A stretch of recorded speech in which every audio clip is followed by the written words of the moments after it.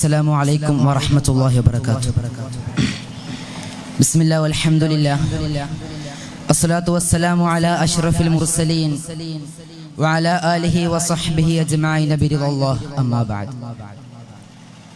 ബഹുമാനാദരവുകൾ നിറഞ്ഞ ഉസ്താദുമാർ, സ്നേഹനിധികളായ മുതഅല്ലിം സുഹൃത്തുക്കളെ,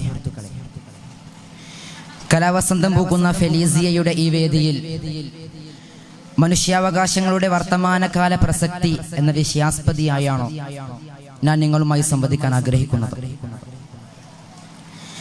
ഐക്യരാഷ്ട്രസഭയുടെ രാഷ്ട്രാന്തര മനുഷ്യാവകാശ പ്രഖ്യാപനങ്ങളുടെ 1-ാം പതിപ്പിൽ പരാമർശിക്കുന്നത് കാണാം. ഓരോ മനുഷ്യ ജീവികളും സ്വാതന്ത്ര്യത്തിൽ ജനിച്ചവരും ഒരേ അവകാശങ്ങളും മഹത്വങ്ങളും അർഹിക്കുന്നവരുമാണെന്ന്. ബുദ്ധിയും മനസാക്ഷിയുമുള്ളവർ പരസ്പരം സാഹോദര്യത്തോടെ പെരുമാറണം. ഓരോ മനുഷ്യന്റെയും അർഹതയായി കരുതപ്പെടുന്ന അടിസ്ഥാന ആവശ്യങ്ങളുടെ സ്വാതന്ത്ര്യവുമാണ് മനുഷ്യാവകാശങ്ങൾ എന്നറിയപ്പെടുന്നത്. 1948 ഡിസംബർ 10 പാരീസിൽ ഐക്യരാഷ്ട്രസഭ നടത്തിയ മനുഷ്യാവകാശ പ്രഖ്യാപനത്തെ തുടർന്നാണ് 1950 മുതൽ ഡിസംബർ 10 ഐക്യരാഷ്ട്രസഭ മനുഷ്യാവകാശ ദിനമായി ആചരിക്കാൻ തുടങ്ങിയത്. 2ാം ലോക മഹായുദ്ധാനന്തരമാണോ മനുഷ്യാവകാശങ്ങളെ കുറിച്ച് അന്താരാഷ്ട്ര സംഘടനകൾ സഗൗരവം ചർച്ച ചെയ്തു തുടങ്ങിയത്. നാസിസത്തിന്റെയും ഫാഷിസത്തിന്റെയും കാലത്തെ ഭരണകൂടങ്ങൾ പൗരന്റെ അവകാശങ്ങൾ ഹനിക്കുകയും അവന് പരിഗണന ലഭിക്കാതിരിക്കുകയും ചെയ്ത സാഹചര്യത്തിലാണ് സർവ്വലൗകികമായ മാനവിക ബോധം ലോകത്ത് ഉരുത്തിരിഞ്ഞു വരുന്നത്. സ്വാതന്ത്ര്യത്തെ നിഷേധിക്കുകയും ജനാധിപത്യക്രമത്തെ ദുർബലപ്പെടുത്തുകയും സാമൂഹ്യ നീതി നിരാകരിക്കപ്പെടുകയും ചെയ്യുമ്പോൾ ഇല്ലാതാകുന്നത് മനുഷ്യന്റെ അവകാശങ്ങളാണ്. അടിസ്ഥാനപരമായി മാനുഷിക പരിഗണന ലഭിക്കേണ്ട ഏതെങ്കിലും ഒന്ന് നിഷേധിക്കപ്പെടുമ്പോൾ മനുഷ്യാവകാശ ധ്വംസനമാണ് സംഭവിക്കുന്നത്. പുതിയ കാലത്ത് മനുഷ്യാവകാശ ധ്വംസനങ്ങൾ ഏറെയാണ്. ഗസയിലും യുക്രൈനിലും മാത്രം ഒതുങ്ങുന്നതല്ല.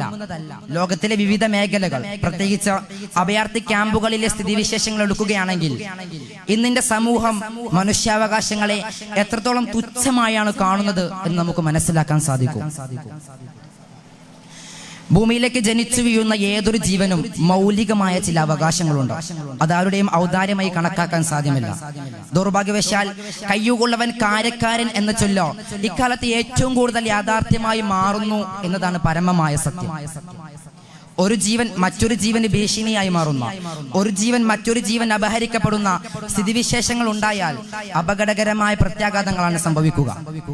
മനുഷ്യൻ മനുഷ്യനെ കീഴ്പ്പെടുത്തുകയും ആക്രമിക്കുകയും ചെയ്യുമ്പോൾ മനുഷ്യാവകാശ ലംഘനങ്ങൾ ഭൂമി ലോകത്ത് നിരന്തരം സംഭവിച്ചുകൊണ്ടിരിക്കുകയാണ്.